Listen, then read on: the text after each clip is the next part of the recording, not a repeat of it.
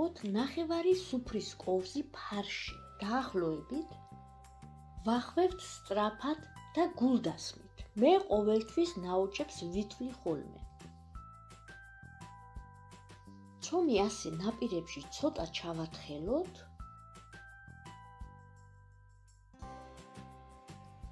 ვახვევთ, ვითვლით ნაოჭებს. აი თითქმის 19 გამოვიდა.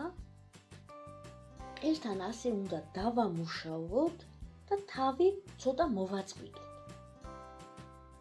თუმცა ზოგჯერ არ არის მოსაწყვეტი თავი. კიდევ ერთი ნიუანსი. ბოლოს აი ასე 3 თითით ვიჭერთ და მსუბუქად ქვევით ვაწვევით. ოდნავ ზამბარასავით